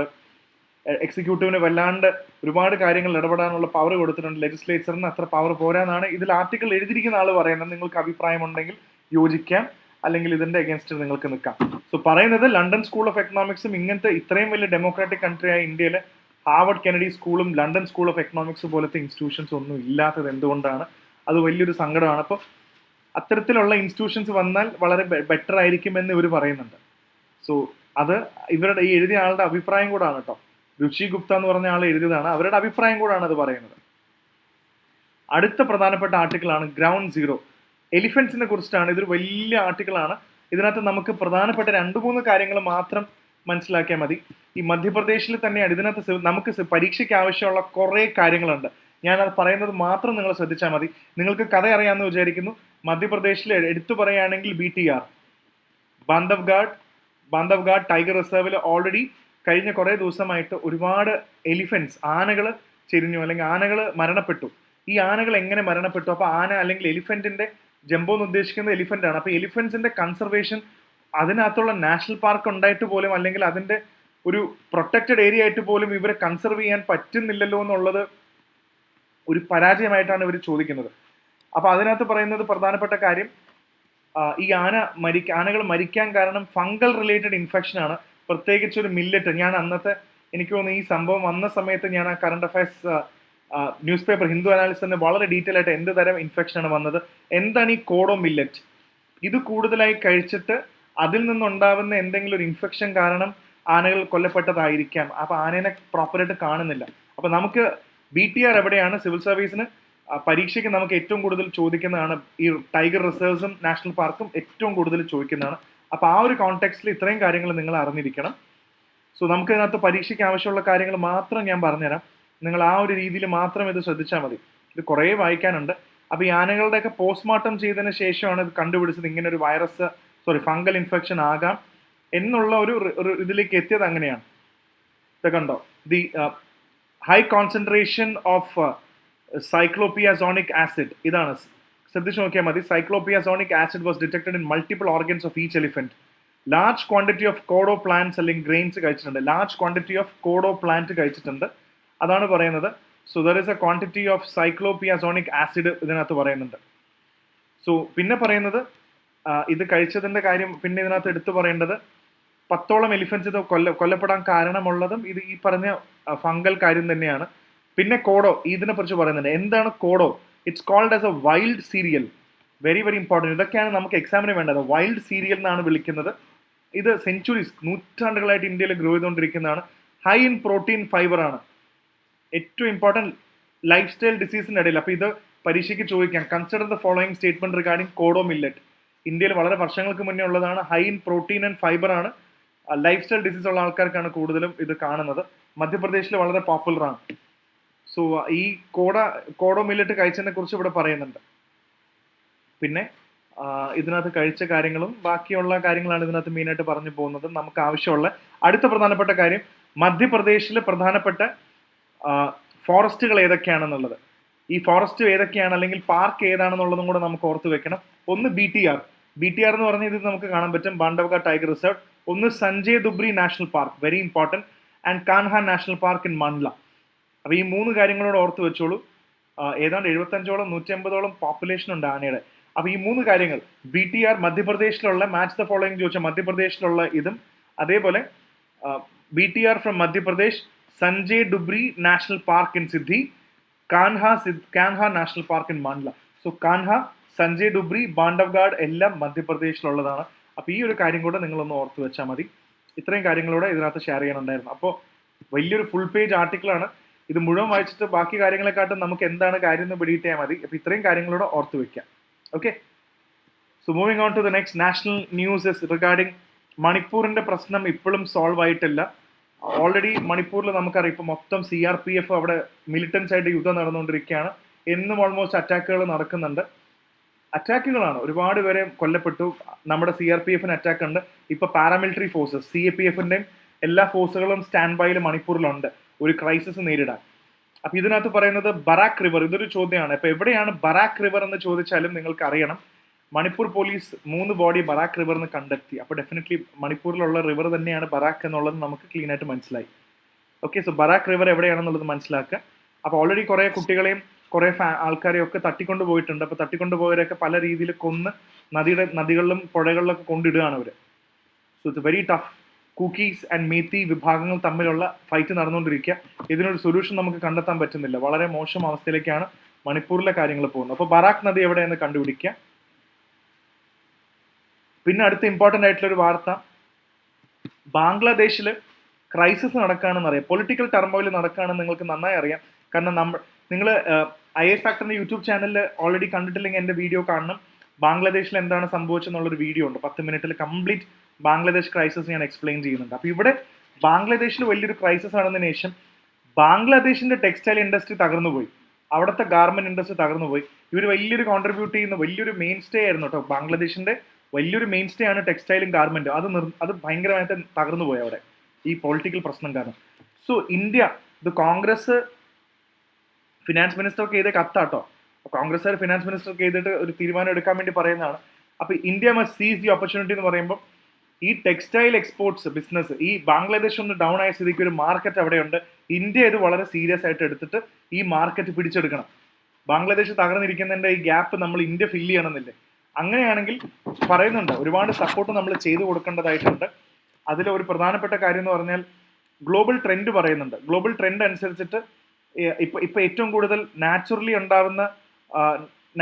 ഉണ്ടാവുന്ന ഫൈബർ ഉണ്ട്, അല്ലെങ്കിൽ ഓർഗാനിക് ഫൈബർ ഉണ്ട്. നാച്ചുറൽ ഫൈബേഴ്സും സിന്തറ്റിക് ഫൈബേഴ്സും, ഓർഗാനിക്കും സിന്തറ്റിക് ആയിട്ടുള്ളത്. ഇപ്പൊ കൂടുതലും വേൾഡ് ഡിമാൻഡ് മൊത്തം സിന്തറ്റിക് ഫൈബറിന്.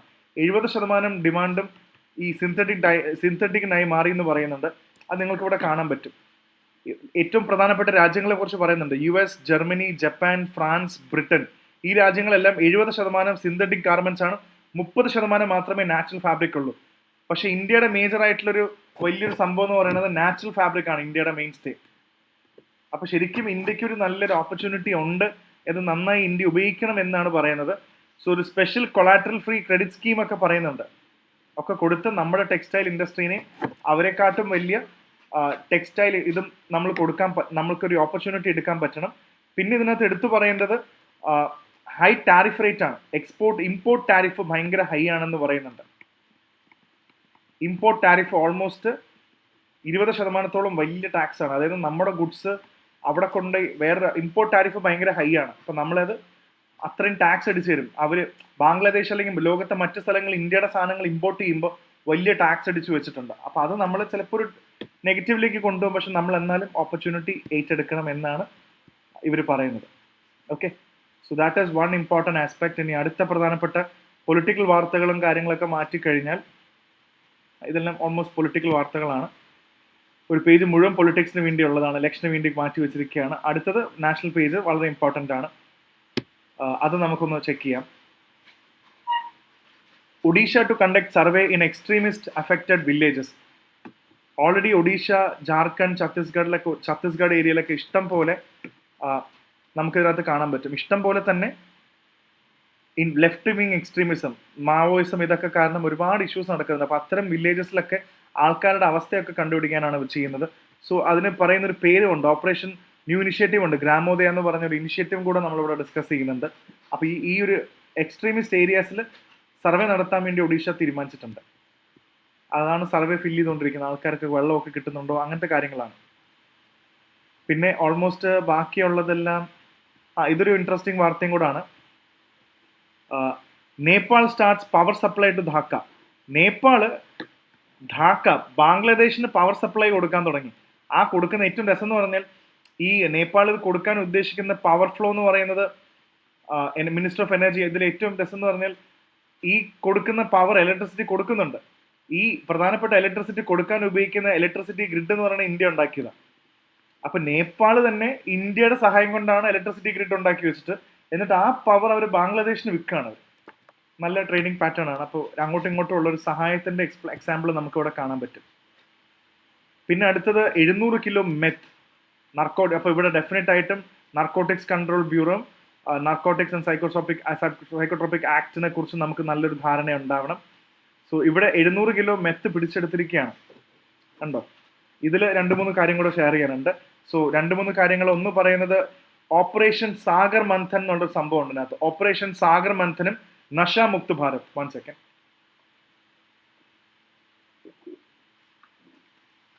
അപ്പൊ ഇതിനകത്ത് 2-3 കാര്യങ്ങൾ ഡിസ്കസ് ചെയ്യാനുള്ളത്. Let's take an idea.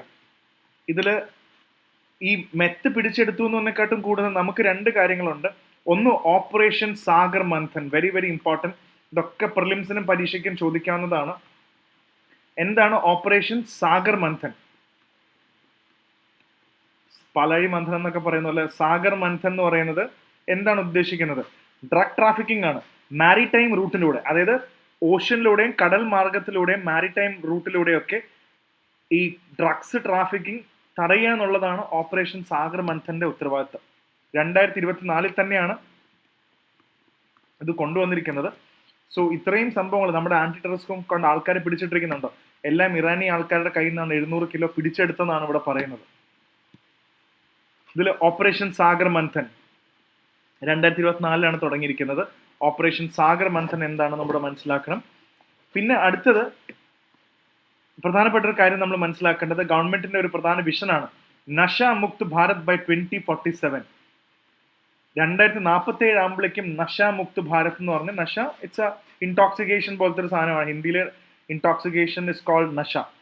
നഷ Mukt Bharat, അതായത് നമ്മൾ ആൽക്കഹോളും കാര്യങ്ങളൊക്കെ കുടിച്ചാൽ ബഹുത് നഷമേ ഹോ എന്നൊക്കെ ഹിന്ദിയിൽ പറയുന്ന പോലെ നഷ മുക്ത് ഭാരത് 2047 നമുക്കത് ചെയ്യാൻ പറ്റണം എന്നാണ് പറയുന്നത്.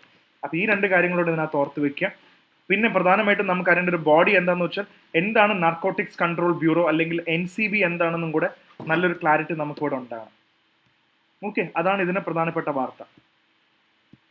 അപ്പൊ അത് നമ്മൾ ഡിസ്കസ് ചെയ്തു, ഇതിന്റെ കാര്യങ്ങളും ഡിസ്കസ് ചെയ്തിട്ടുണ്ട്.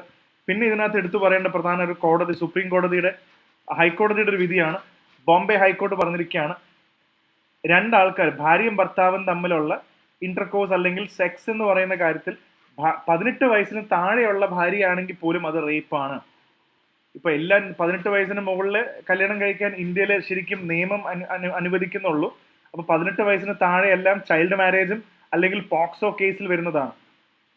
ഈ പോക്സോ കേസ് ചാർജ് ചെയ്യാൻ പറ്റുന്നതാണ്. അത് ഒരു കുട്ടിയാണത്. 18 വയസ്സിന് മുകളിൽ മാത്രമേ ഒരു കല്യാണ പ്രായം പറയുന്നുള്ളൂ. അതിന് താഴെയുള്ളവരെല്ലാം കുട്ടികളാണ്. ഇൻ കേസ് കല്യാണം കഴിച്ചിട്ടുള്ള പെൺകുട്ടികളാണെങ്കിലും husband and wife sexual intercourse എന്ന് പറഞ്ഞിട്ട് കാര്യമില്ല. ഭാര്യ മൈനർ ആണെങ്കിൽ അത് അവർക്കെതിരെ നടന്ന സെക്ഷൽ ആക്ട് എന്ന് പറയുന്നത് അത് റേപ്പ് തന്നെയാണ് എന്നാണ് IPCയും ഇതിലൊക്കെ നമുക്കത് പുതിയതായിട്ട് ചാർജ് ചെയ്യാൻ പറ്റുക. സോ അത്തരം ഇതൊരു കേസും കൂടെ എടുത്ത് സേവ് ചെയ്ത് നമ്മൾ കാണണം. പിന്നെ അടുത്ത പ്രധാനപ്പെട്ട ഒരു വാർത്ത എന്ന് പറയുന്നത് മണിപ്പൂരിന്റെ ഇത് നാഗ ഇഷ്യൂ ആണ്. അവിടുത്തെ സ്ത്രീകളും പീസ് കീപ്പർ വിമൻ റാലിയാണ്. അപ്പൊ ഈ ഇത്തരം ഇഷ്യൂസ് ഒക്കെ വരുമ്പോഴും നമുക്ക് നല്ലൊരു ക്ലാരിറ്റി ഇവിടെ കിട്ടുന്നത് നാഗാസിന്റെ പ്രശ്നം ഇനി അടുത്ത് വരാൻ പോകുന്ന ഏറ്റവും കൂടുതൽ ചർച്ച ചെയ്യാൻ പോകുന്നത് ഒരു പ്രധാന ഇഷ്യൂ കൂടാണ് നാഗാസ്. ഇതിൽ നാഗ അക്കോർഡ് എന്ന് പറഞ്ഞ ഒരു സംഭവം ഗവൺമെന്റ് ഓഫ് ഇന്ത്യ, ഇതിൽ 2-3 നാഗാലാൻഡിൽ തന്നെ പ്രധാനപ്പെട്ട, ഇത് മണിപ്പൂരിനെ കുറിച്ച് കാര്യം നോക്കണ്ട. ഈ നാഗാസ് എന്ന് പറഞ്ഞത് ഇങ്ങനെ സ്പ്രെഡായി കിടക്കുകയാണ്. അതൊരു കമ്മ്യൂണിറ്റി പോലെയാണ് നാഗാ വിഭാഗത്തിൽപ്പെട്ട ആൾക്കാർ. അതിപ്പോ മണിപ്പൂരിലും ഈ പറയുന്ന മിയാൻമാറിന്റെ ബോർഡറിലും ഒക്കെ ഇവരുണ്ട്. അപ്പൊ ഇവർ പ്രധാനമായിട്ടും പറയുന്ന ഇതിൽ കുറെ ഗ്രൂപ്പുകൾ നിങ്ങൾ കേട്ടിട്ടുണ്ടാവും. ഉദാഹരണത്തിന് ഐസക് ആൻഡ് മൊയേവ എന്ന് പറഞ്ഞ നാഗാലാൻഡ്, അവർക്ക് ഒരുപാട് ഡിമാൻഡ് ഉണ്ട്. നാഗയെ ഒരു സെപ്പറേറ്റ് വിഭാഗമായിട്ട് കാണണം. നാഗാലാൻഡുകാർക്ക് നാഗാസിന് സെപ്പറേറ്റ് ഫ്ലാഗ് വേണം. അവർക്ക് പ്രത്യേകിച്ച് കോൺസ്റ്റിറ്റ്യൂഷണൽ പ്രൊവിഷൻസ് വേണം. ഇവരെ ഒരു സെപ്പറേറ്റ് കണ്ടിൻജന്റ് ആയിട്ട് കാണണം. എന്തെങ്കിലും ഒരു പ്രോഗ്രാം ഒക്കെ വരികയാണെങ്കിൽ നാഗ എന്ന് പറയുന്ന വേറൊരു ഒരു ബ്രിഗേഡ് പോലത്തെ ഒരു ഗ്രൂപ്പായിട്ട് തന്നെ കണ്ടിൻജന്റ് ആയിട്ട് തന്നെ നാഗാസിനെ കാണണം. പിന്നെ ഇവർക്ക് നാഗാലിം എന്ന് പറയുന്ന ഒരു പ്രത്യേക സ്ഥലം ക്രിയേറ്റ് ചെയ്ത് കൊടുക്കണം. നാഗാലിം, അതിനകത്ത് മൊത്തം നാഗ ഡോമിനേറ്റഡ് ഏരിയ എല്ലാം മുറിച്ചു മാറ്റണം. ഒരു തരത്തിൽ ഖലിസ്ഥാൻ എന്നൊക്കെ പറയുന്ന പോലെ സെപ്പറേറ്റ് ഐഡന്റിറ്റിയെക്കാട്ടും നാഗ മെജോറിറ്റി ആൾക്കാരുള്ള സ്ഥലങ്ങളെല്ലാം കാർവ് ചെയ്തെടുത്ത് നാഗാലിം എന്ന് പറയുന്നൊരു സ്ഥലം ക്രിയേറ്റ് ചെയ്ത് കൊടുക്കണം. അപ്പൊ മൊത്തത്തിൽ ഇത് ഓൾറെഡി സെൻട്രൽ ഗവൺമെന്റ് ആയിട്ട് ഇവർ ചർച്ച നടത്തുന്നുണ്ട്. 2015 തൊട്ടേ ചർച്ച വളരെ സജീവമാണ്. ഗവൺമെന്റ് ഓഫ് ഇന്ത്യ സഹായിക്കാന്ന് പറഞ്ഞിട്ടുണ്ട്. ഈ അടുത്ത് അവർ ഗവൺമെന്റ് പ്രധാനമന്ത്രിക്ക് ഒരു അൾട്ടിമാറ്റം കൂടെ കൊടുത്തു. വേണ്ട രീതിയിൽ ചർച്ച ചെയ്തില്ല എങ്കിൽ ഞങ്ങൾ പിന്നെയും പണ്ടത്തെ പോലെ വയലന്റ് പരിപാടികൾക്ക് ഇറങ്ങും. അവിടെ ഭയങ്കര ഇൻസർജൻസിയാണ് ഇവിടെ നടത്തിക്കൊണ്ടിരിക്കുന്നത്. അപ്പൊ ഇങ്ങനത്തെ കുറെ ഡിമാൻഡുകൾ നാഗാസിന് നമ്മൾ വിചാരിക്കുന്നതിനെക്കാട്ടും കൂടുതൽ ഡിമാൻഡുകളുണ്ട്. അപ്പൊ ഈ ഡിമാൻഡുകളെല്ലാം എങ്ങനെയാണ് മീറ്റ് ചെയ്യാൻ പോകുന്നത് എന്നുള്ളൊരു ചോദ്യവും നമ്മളിവിടെ ഡിസ്കസ് ചെയ്യണം. എങ്ങനെയാണ് ഈ ഡിമാൻഡ് മീറ്റ് ചെയ്യാൻ പറ്റുക എന്നല്ലേ. അപ്പൊ അങ്ങനെ കുറെ ഡിമാൻഡുകൾ നാഗാസിന് ഇവിടെ കുറെ ഡിമാൻഡുകൾ പറയുന്നുണ്ട്. പിന്നെ പ്രധാനമായിട്ടും പറയുന്നത് ഇവിടുത്തെ ആഫ്സ്പ എടുത്ത് മാറ്റണം. Armed forces special powers act already അറിയാം. നോർത്ത് ഈസ്റ്റിലും മൊത്തം പല സ്റ്റേറ്റ്സിലും മണിപ്പൂരിലും ഇവിടെയും ഒക്കെ ആഫ്സ്പ ഉണ്ട്. ആർമിയുടെ കൺട്രോളിലാണ് കാര്യങ്ങൾ നടക്കുന്നത്. ആർമിക്ക് ആരെ വേണമെങ്കിലും അറസ്റ്റ് ചെയ്യാം. സംശയത്തിന്റെ നിലയിൽ നിൽക്കുന്ന ആരെ വേണം അറസ്റ്റ് ചെയ്യാം. വാറണ്ട് ഇല്ലാതെ അറസ്റ്റ് ചെയ്യാം. വേണമെങ്കിൽ എൻകൗണ്ടർ ചെയ്ത് കൊല്ലാം. തീവ്രവാദി അല്ലെങ്കിൽ ടെററിസ്റ്റ് അല്ലെങ്കിൽ ഇൻസർജന്റ് എന്ന് പറഞ്ഞിട്ട് വേണമെങ്കിൽ ആർമിക്ക് എടുക്കാം. ആഫ്സ്പ റിപ്പീൽ ചെയ്ത് കളയണം എന്ന് പറയുന്നുണ്ട്. പിന്നെ അവർ പറയുന്നുണ്ട് ഫ്രീ മൂവ്മെന്റ് വേണം നാഗാസിന്. ഫ്രീ മൂവ്മെന്റ് വേണം. എന്തിനാണ് ഈ ഫ്രീ മൂവ്മെന്റ് എന്ന് പറഞ്ഞാൽ അവിടെയാണ് പ്രധാനപ്പെട്ട കാര്യം നമ്മൾ മനസ്സിലാക്കേണ്ടത്. ഈ നാഗാസ് എന്ന് പറയുമ്പോൾ 60% നാഗാസും ഇന്ത്യയിലാണ് താമസിക്കുന്നത്. ബാക്കി 40% നാഗാസ് മിയാൻമാറിന്റെ മിയാൻമാറിലാണ്. അവിടെയാണ് അതിന്റെ പ്രശ്നം. അപ്പൊ ഇൻഡോ മിയാൻമാർ ഇഷ്യൂല് ഈ ബോർഡർ ലൈൻ എന്തൊക്കെ ഓപ്പൺ ആക്കി വെക്കണം എന്നാണ് ഇവർ പറയുന്നത്. അങ്ങോട്ടും ഇങ്ങോട്ടും പോയി വരാൻ പറ്റണം. കാരണം അവരുടെ ബാക്കിയുള്ള റിലേറ്റീവ്സ് കാര്യങ്ങളെല്ലാം, അതിപ്പോ വേണമെങ്കിൽ പഞ്ചാബിലെ ആൾക്കാർക്കും പറയാമല്ലോ, ലാഹോറിന് ആകെ 15-20 കിലോമീറ്റർ പോലും ഇല്ല. അമൃത്സറിന് ഏതാണ്ട് 15 കിലോമീറ്റർ പോലും ഇല്ല ലാഹോറിലേക്ക്. അത്ര അടുത്താണ്, വാഗ ബോർഡറിന് അത്ര അടുത്താണത്. അപ്പൊ അവിടേക്കും ഇവിടേക്കും പോയി വരാൻ പറ്റും നമുക്ക് പറയാൻ പറ്റില്ല. അപ്പൊ ഇങ്ങനത്തെ ഫ്രീ മൂവ്മെന്റും ഫ്രീ ട്രാൻസ്പോർട്ടേഷനും റിപ്പീൽ ഓഫ് ആഫ്സ്പ ഇതൊക്കെയാണ് നാഗക്കാര് ചോദിക്കുന്ന ഡിമാൻഡുകൾ. ഇതൊക്കെ കൊടുക്കാൻ പറ്റുമെന്ന് എനിക്കറിയില്ല. Already 2015 the save Indo Naga peace process government തന്നെ വളരെ സീരിയസ് ആയിട്ട് കാണുന്നുണ്ട്. ഇതിനകത്ത് പ്രധാനപ്പെട്ട അറിയുന്ന ഒരു കാര്യം എന്ന് പറഞ്ഞാൽ ഉക്രുൾ is the hub of തങ്കുൾ Nagas. കണ്ടോ, തങ്കുൾ നാഗാസ് എന്ന് പറയുന്നത് ഇന്ത്യയും മ്യാൻമാറിന്റെ ഇടയിൽ സ്പ്ലിറ്റ് ആയി കിടക്കുന്ന നാഗാസ് ആണ്. അപ്പോൾ ഇത് അവരുടെ ഒരു ഇതങ്ങ് തന്നെയാണ്. തങ് ഖുൽ, ഈ വാക്ക് ഓർത്ത് വെച്ചോളൂ, തങ് ഖുൽ നാഗാസ്. അപ്പൊ അതുകൊണ്ടാണ് ഇവർ പറയുന്നത് ഇവർ പകുതി മ്യാൻമാറിലും പകുതി ഇന്ത്യയിലാണ്. അപ്പൊ ഒന്ന് ആഫ്സ്പ റിപ്പീൽ ചെയ്യണം, പിന്നെ അത് മാത്രമല്ല അങ്ങോട്ടും ഇങ്ങോട്ടും പോയി വരാനുള്ള നോ ടു ബോർഡർ ഫെൻസിങ്. അങ്ങനെ ബോർഡർ ഒന്നും ഇന്ത്യ മ്യാൻമാർ ബോർഡർ ഒന്നും ഫെൻസ് ചെയ്യാൻ പാടില്ല, കാരണം അവർക്ക് അങ്ങോട്ടും ഇങ്ങോട്ടും പോകാനുള്ളതാണ്. സോ ഇതൊക്കെ ഗവൺമെന്റ് നടത്തി കൊടുക്കുമോ എന്നുള്ളതൊക്കെ വലിയ സംഭവമാണ്, നമുക്കിനി വരും ദിവസങ്ങളിൽ കണ്ടറിയാം. അപ്പൊ ഇതാണ് നാഗ ഡിമാൻഡ് എന്ന് പറയുന്ന പ്രധാനപ്പെട്ട കാര്യം. ക്ലിയർ ആയെന്ന് മനസ്സിലാവുന്നു. സോ ഇവിടെ ഒരു പ്രധാനപ്പെട്ട ആർട്ടിക്കിളോട് മിസ്സായിപ്പോയി. India voices descent against trade barriers link to emissions. ഇത് COP29 കഴിഞ്ഞിട്ട് ഇത് ഇങ്ങനെ ഇന്ത്യ NCQG എന്ന് പറഞ്ഞ ഇപ്പോൾ കുറെ പ്രാവശ്യം നമ്മൾ തന്നെ ഡിസ്കസ് ചെയ്യാൻ തുടങ്ങിയിട്ട്. സോ ഇവിടെ നമുക്ക് മനസ്സിലാക്കേണ്ടത് voice against trade barriers link to emissions. എന്താണ് ഈ trade barriers link to emissions? ഇതിന്റെ കഥ ഞാൻ വളരെ സിമ്പിൾ ആയിട്ട് നിങ്ങളൊന്ന് മനസ്സിലാക്കിയാൽ മതി. അതായത് ഇവിടെ പ്രധാനപ്പെട്ട ഒരു കോമ്പണന്റ് എന്താണെന്ന് വെച്ച് കഴിഞ്ഞാൽ, ഒന്ന് CBDR, common but differentiated responsibility. ഞാൻ ഇന്നലെയും പറഞ്ഞതാണ് എന്താണ് CBDR. ഇപ്പോൾ ഒരു കാര്യം, ഒരു എക്സാമ്പിൾ ഉപയോഗിച്ചു പെട്ടെന്ന് തന്നെ നമുക്കിത് ഡിസ്കസ് ചെയ്തപ്പം, ഒരു മുറി, ഇതൊരു മുറിയാണ്. നമ്മൾ 3 ഫ്രണ്ട്സ് ഉണ്ട്, ABC. നമ്മൾ 3 കൂട്ടുകാർ ചേർന്നിട്ടാണ് ഒരു മുറി മൊത്തം, നമ്മൾ ഒരു മുറിയുണ്ട്, നമ്മൾ കളിച്ചുകൊണ്ടിരിക്കുകയാണ്. ഇതിൽ A കൂടുതലൊന്നും കളിക്കുന്നില്ല, ആള് വലിയ ശ്രദ്ധ ഒന്നും കൊടുക്കുന്നില്ല. ഈ Bയും Cയും ആണ് ഇതിനകത്ത് ഈ മുറി മൊത്തം വൃത്തിയേടാക്കിയത്. ഈ Bയും Cയും ചേർന്നിട്ടാണ് ഈ മുറി മൊത്തം വൃത്തിയേടാക്കി. ഇനി കുറച്ച് കഴിഞ്ഞപ്പോൾ, 1 മണിക്കൂർ കഴിഞ്ഞപ്പോൾ എല്ലാവരും കൂടെ ABC എല്ലാവരും കൂടെ പുറത്തു വന്നു. ABC എല്ലാവരും കൂടെ പുറത്തു വന്നതിന് ശേഷം അവരെടുത്ത പുതിയ തീരുമാനമാണ് നമുക്ക് ഈ മുറി വൃത്തിയേടാക്കിയില്ലേ. അപ്പോൾ വൃത്തിയേടാക്കുമ്പോൾ ABC തീരുമാനിക്കുകയാണ് നമുക്ക് എല്ലാവർക്കും കൂടെ ഒരുമിച്ച് തുല്യമായി വീതിച്ച് മുറി വൃത്തിയാക്കാം. അപ്പൊ അടുത്ത ചോദ്യമുണ്ട്, എന്തിനാണ് ഈ സത്യം പറഞ്ഞ ഈ മുറി വൃത്തിയാക്കേണ്ട ആവശ്യം തന്നെ എന്താ? ഇത് വൃത്തിയേടാക്കിയത് Bയും Cയും അല്ല. അപ്പൊ എന്തിനാണ് വൃത്തിയാക്കുന്നത്? അപ്പൊ Aക്ക് റെസ്പോൺസിബിലിറ്റി ഇല്ല. അത് തന്നെയാണ് CBDR. കോമൺ റെസ്പോൺസിബിലിറ്റി ആണ്, പക്ഷേ ഡിഫറൻഷിയേറ്റഡ് റെസ്പോൺസിബിലിറ്റി ആണ്. Bയും Cയും വൃത്തിയേടാക്കി അവർ വൃത്തിയായിക്കോളും എന്ന് പറയുന്ന ഒരു സംഭവമാണ് ഇതിനകത്ത് നമ്മൾ ഏറ്റവും കൂടുതൽ മനസ്സിലാക്കേണ്ടത്. ഓക്കെ, പിന്നെ ഇതിനകത്തൊരു കാര്യം കൂടെ, നിങ്ങൾ ആകെ ചെയ്യേണ്ടത് നമ്മുടെ ആപ്പ്, IS ഫാക്ടറിന്റെ ആപ്പ് എടുത്തിട്ട് കറണ്ട് അഫയേഴ്സ് ക്ലാസ് നോക്കിക്കഴിഞ്ഞാൽ അത് നമ്മുടെ കോഴ്സിന്റെ ഭാഗം കൂടാണ്. എനിക്ക് തോന്നുന്നു Malayalam class, first Malayalam class, current അഫയേഴ്സിന്റെ 5ാമത്തെ class, മലയാളത്തിന്റെ ആദ്യത്തെ ക്ലാസ്സിൽ ഈ കാർബർ ബോർഡർ അഡ്ജസ്റ്റ്മെന്റ് മെക്കാനിസം, ഈ ടാക്സ് എന്താണെന്നൊക്കെ വളരെ ക്ലീൻ ആയിട്ട് ഞാൻ ഏകദേശം ഒരു ഹാഫ് ആൻ അവർ കൂടുതൽ ഇത് യൂറോപ്യൻ യൂണിയന്റെ ഡിഫോറസ്റ്റേഷൻ റിഡക്ഷൻ ബില്ല് അതൊക്കെ ഞാൻ ഡിസ്കസ് ചെയ്തിട്ടുണ്ട്. നിങ്ങൾക്ക് സമയം കിട്ടുമ്പോൾ അതൊന്ന് കയറി കണ്ടാൽ നിങ്ങൾക്ക് അത്രയും കാര്യങ്ങളൂടെ മനസ്സിലാക്കാം. സോ CBM എന്ന് ഉദ്ദേശിക്കുന്നത്, ഇനി ഇന്ത്യ എന്തുകൊണ്ടാണെന്ന് പറയുന്നത് വെച്ചാൽ ഞാനൊരു കാര്യം പറഞ്ഞുതരാം. ഇപ്പൊ 2 രാജ്യങ്ങൾ, എന്ന് പറഞ്ഞ രാജ്യമുണ്ട്, ഓക്കെ, ഇവിടെ ഇന്ത്യ ഉണ്ട്. ഇന്ത്യ ഒരു രാജ്യം കൂടെ ഉണ്ടെന്ന് മനസ്സിലാക്കാം. ഇവിടെ ഇന്ത്യ ഉണ്ട്. ഈ എന്ന് പറഞ്ഞ രാജ്യം ഭയങ്കര പൊല്യൂട്ടിംഗ് ആണ്. അവരാണ് ലോകത്ത് ഏറ്റവും കൂടുതൽ പൊല്യൂട്ട് ചെയ്യുന്ന ഒരു രാജ്യം. അവരിനി പൊല്യൂട്ട് ചെയ്യാൻ മാത്രം ഒന്നുമില്ല ഇനി. എന്നിട്ട് അവിടെ ഇരുന്നോട്ടെ, ആ രാജ്യം ഇവിടെ ഇരുന്നോട്ടെ, ഇന്ത്യ ഇവിടെ ഉണ്ട്.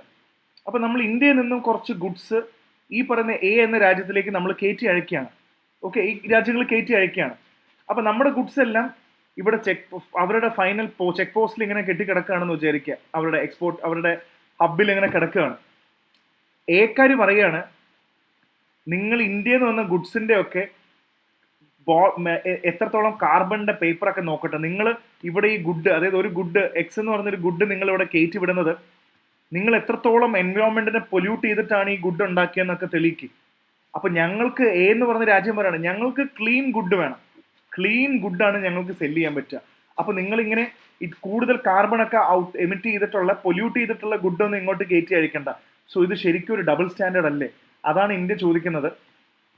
Trade barriers link to emissions, ഇത് ശരിക്കും ഡബിൾ സ്റ്റാൻഡേർഡ് അല്ലേ? Aക്ക് എന്ത് അർഹതയുണ്ട് അത് ചോദിക്കാന്നല്ലേ? ഇവരല്ലേ ഏറ്റവും കൂടുതൽ പൊല്യൂട്ട് ചെയ്യുന്നത്, എന്നിട്ട് ഇവർ തന്നെ നമ്മുടെ ഗുഡ് ഇവിടെ ചെല്ലുമ്പോൾ ക്ലീൻ ആണോ എന്ന് ചോദിക്കുന്നത് ഒരുതരം ഡബിൾ സ്റ്റാൻഡേർഡ് അല്ലേ എന്ന് ചോദിക്കുകയാണ്. അതാണ് ഇവിടെ നടന്നുകൊണ്ടിരിക്കുന്നത്. അപ്പൊ പല രാജ്യങ്ങളിലേക്കും നമ്മളെക്കാട്ടും കൂടുതൽ എമിറ്റ് ചെയ്യുന്ന രാജ്യങ്ങളാണ് കൂടുതൽ എമിഷൻ ക്ലീൻ ആവണമെന്ന് വാശി പിടിച്ച്. അപ്പൊ അതേപോലത്തെ ഈ CBM ഏതാണ്, കാർബൺ ബോർഡർ അഡ്ജസ്റ്റ്മെന്റ് മെക്കാനിസം ഒക്കെ ഓൾറെഡി നോക്കുക. അപ്പൊ ഈ ഒരു ഇക്വേഷൻ മനസ്സിലാക്കി വെക്കുക കേട്ടോ. പിന്നെ ബേസിക് രാജ്യങ്ങൾ ഏതാണെന്നുണ്ട്, which countries are called as basic. അടുത്ത പരീക്ഷയ്ക്ക് ചോദിക്കാം, ഏതൊക്കെയാണ് ബ്രിക്സ് എന്നൊക്കെ പറയുന്ന പോലെ ബേസിക് എന്ന് പറയുന്ന രാജ്യങ്ങൾ ഏതൊക്കെയാണ്? ഒന്ന് Brazil, south Africa, India, China. അതാണ് ഇതെന്ന് ഉദ്ദേശിക്കുന്നത്. Okay, so India basic പ്രപ്പോസലാണ്. Instead ദേ യൂസ് ഫ്രേസ്. ഇത് ഒരിക്കലും ഈ പറയുന്ന രീതിയിലൊന്നും നമ്മൾ ട്രേഡ് ചെയ്യാൻ പറ്റില്ല. ഇത് പ്രൊട്ടക്ഷനിസ്റ്റ് മെഷർ ആണെന്നൊക്കെ പല രീതിയിലും പറയുന്നത്. അപ്പോൾ ഇതാണ് ഇതിന്റെ മെയിൻ ആയിട്ടുള്ള വാർത്തയുടെ ചുരുക്കം എന്ന് പറയുന്നത്. ക്ലീൻ ആണെന്ന് വിചാരിക്കുന്നു. അത്രയും കാര്യങ്ങൾ തന്നെയാണ് നമുക്ക് ഇതിനകത്ത് കൂടുതലും മനസ്സിലാക്കാനുള്ളത്. ഇത് മേജർ ഓൾമോസ്റ്റ് ഞാൻ എല്ലാം പഠിപ്പിച്ചു എന്ന് വിചാരിക്കുന്നു. പിന്നെ ബിസിനസ്സിലും കൂടുതൽ കാര്യങ്ങൾ എന്താണെന്ന് വെച്ചാൽ വാർത്തകളെല്ലാം ഇന്നും മെർസിഡീസ് ബെൻസ് കാറിന്റെ വില 3% കൂടെ കൂട്ടാൻ ഉദ്ദേശിച്ചിരിക്കുകയാണ്. അവർ ഇത് കൂട്ടിക്കൊണ്ടിരിക്കുകയാണ്. ബെൻസിന്റെ വില ഒരു പിന്നെയും കൂട്ടി. പിന്നെ ഈ QT ക്വാർട്ടറാണ്. നമുക്കറിയാം Q1, Q2, Q3, Q4 എന്ന് പറയുന്ന ക്വാർട്ടർ അനുസരിച്ചിട്ടാണ് നമ്മൾ പല ഇതിലും നമ്മൾ ഓരോ റിപ്പോർട്ട്സും കാര്യങ്ങളും ഗവൺമെന്റ് എടുക്കുന്നത്. അപ്പോൾ നമ്മൾ Q1, Q2, Q3, Q4 എന്ന രീതിയിലായിരിക്കും നമ്മൾ ക്വാർട്ടർ ആയിരിക്കും. ഇതിൽ മൂഡീസ് എന്ന് പറയുന്നത് വലിയ റേറ്റിംഗ് ഏജൻസിയാണ്. ഇവരിടയ്ക്കിടയ്ക്ക് ഇന്ത്യയുടെ ഗ്രോത്തും GDP ഗ്രോത്ത് റേറ്റും ഒക്കെ കൊണ്ടുവരും. അപ്പം ഇങ്ങനത്തെ കുറെ ഗ്രോത്ത് ഒക്കെ കാൽക്കുലേറ്റ് ചെയ്യുന്ന ഒരു പ്രധാനപ്പെട്ട കാര്യമാണ്. അപ്പോൾ ഇന്ത്യയുടെ ഗ്രോത്ത് റേറ്റ് അവർ പറയുന്നുണ്ട്. RBI പറയുന്നുണ്ട്. RBI ഇന്ത്യയുടെ GDP ഗ്രോത്ത് റേറ്റ് ഒക്കെ പറയുന്നുണ്ട്. ഓൾമോസ്റ്റ് ഇന്ത്യ 6.8% ഗ്രോ ചെയ്യുമെന്ന് പറയുന്നുണ്ട് ഇന്ത്യയുടെ ഗ്രോത്ത്. അതേപോലെ SBI പറയുന്നത് 6.5% ഗ്രോ ചെയ്യുന്നതാണ്. സ്റ്റേറ്റ് ബാങ്ക് ഓഫ് ഇന്ത്യ പറയുന്നത് ഇത്രയും ഗ്രോ ചെയ്യുന്നുണ്ട്. ആ കോണ്ടെക്സ്റ്റിൽ മൂഡീസ് ഭയങ്കര റിപ്പോർട്ട് പറയുന്നുണ്ട്, ലോങ് ടേം റിപ്പോർട്ടൊക്കെ പറയുന്നുണ്ട്.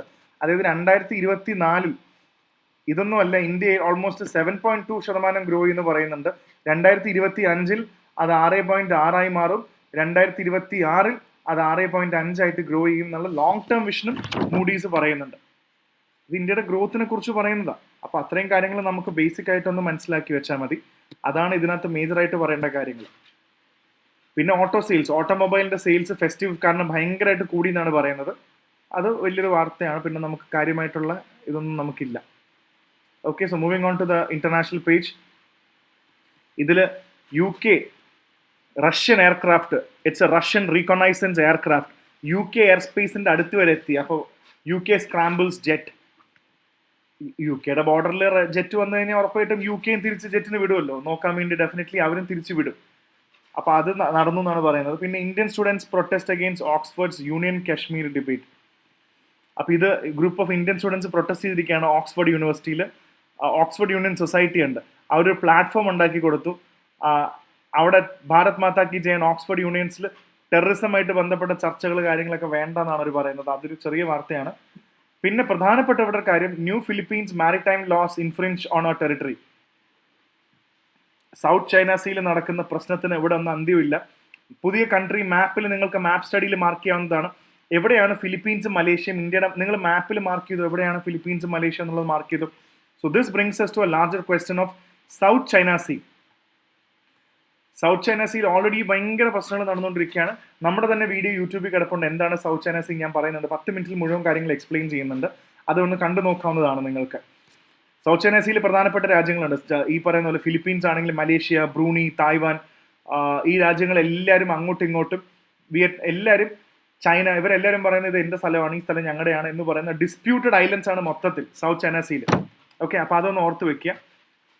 And next one is A very important one, and this is very important in the sense ഇത് വളരെ ഇമ്പോർട്ടൻ്റ് ആയിട്ട്, എന്താണ് അപെക്? ജോ ബൈഡനും സി ജിൻപിങ്ങും അപെക്കിന്റെ മീറ്റിംഗ് അറ്റൻഡ് ചെയ്യുന്നു. സോ എന്താണ് ഈ അപെക് എന്ന് പറയുന്നത്? Very very important. എന്താണ് ഈ അപെക്?